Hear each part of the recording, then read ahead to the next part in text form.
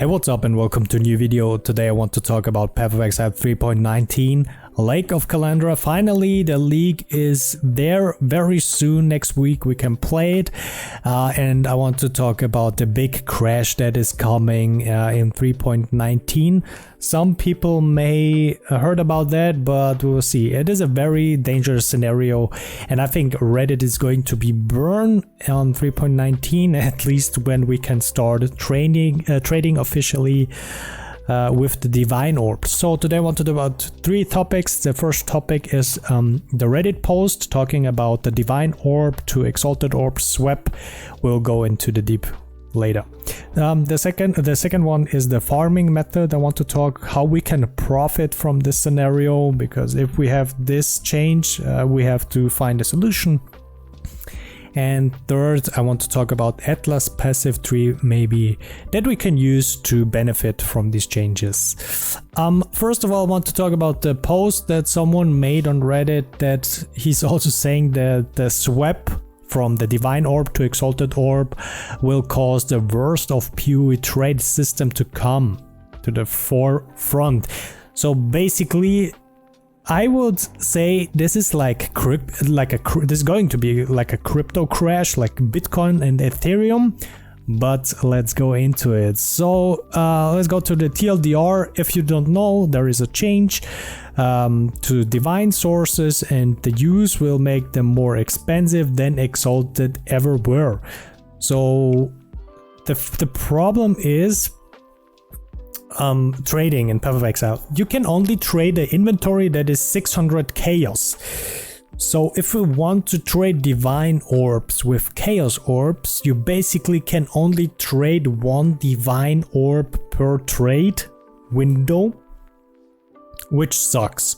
If you have two divine orbs, you basically have to sell them each one divine orb. Why?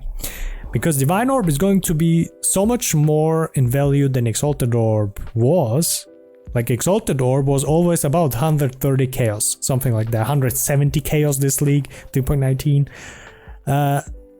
The thing in 3.19, Divine Orb is going to be about 300 chaos, let's say 300 or more chaos. So the problem is you cannot trade physically because only one Divine Orb fits there if you want to pay with Chaos Orbs. So the problem is paying with Chaos Orbs is going to be a mess.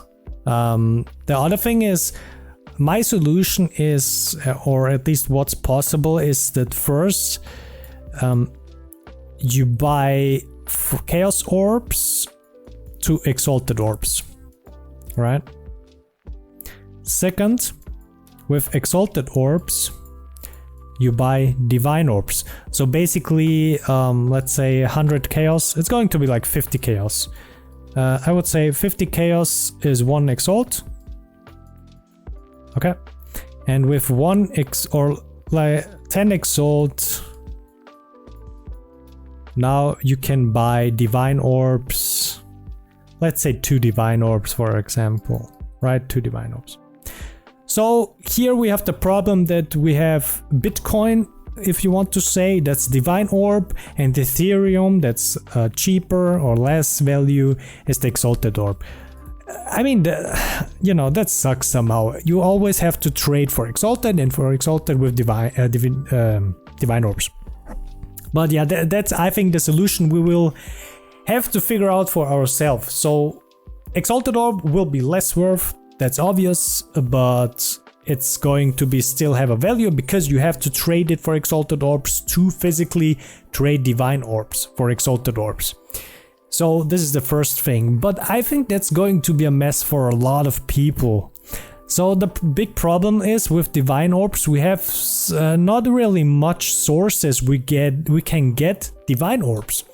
I mean, you can get it from Heist, for example, from Delirium, we will see. So the thing is, we have no recipe to get Divine Orbs. It's very RNG based drop. So let's jump to the second topic. It's the farming method. So how we can profit from this or benefit from this scenario that Divine Orbs are going to be so expensive. I would say we could use farming methods like Delirium or Heist, for example. Why Delirium? I like Delirium especially because of the Fine Delirium Orb. So the Fine Delirium Orb, I think it's going to be insanely high value because it can drop Divine Orbs. Everything that can drop Divine Orbs is going to be profitable this league and more valuable. So this Divine Orb is going to be much more expensive. So this is why a strategy for Delirium Orb farming, and I get a lot of Fine Orbs. Like every second, third map I'm getting a Fine Orb. At least in 3.18 when I played Lightning Strike, for example, I was playing Delirium strategy and I was getting a lot of Fine Delirium Orbs. And basically this is how you get rich in 3.19 with Delirium. The other thing is Heist. So in Heist you can get these trinkets. So these trinkets are the slots for Heist, and there are trinkets that give you Chaos to Divine Orbs or Regal to Divine Orbs. I think like it's a chance of 1 to a maximum 5% is that you get Chaos to Divine or Regal to Divine. So Heist is going to be, even if you don't like Heist, just like me, you will have to play Heist to get rich. And if you don't care about getting rich and getting a lot of Divine Orbs, you should just don't care. But Heist is a method that's going to be very profitable. What do you think? What's farming method you think is going to be very profitable in terms of farming Divine Orbs? Because now we cannot farm beyond 6 links through the chests and dropping 6 link items, because now if you sell to a vendor 6 link item, you're getting only 20 fusing, and that's terrible. So yeah, we have to find this method, and it's for me Delirium or Heist, something like that, something that can drop Divine Orbs or that can drop the Delirium Orb, the Fine Delirium Orb. And basically it's not just the Fine Delirium Orb, it's also the orb, how it's called, that unique items can drop. I can't remember, Blacksmith or something, I don't know, that can drop unique items. So basically Delirium is double the profit, so you can drop unique items and you can drop the Fine Delirium Orbs.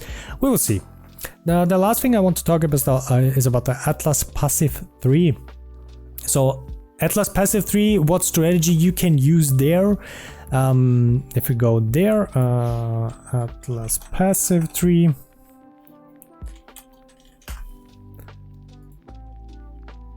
So let's check here. So for example, if you use the Atlas tree,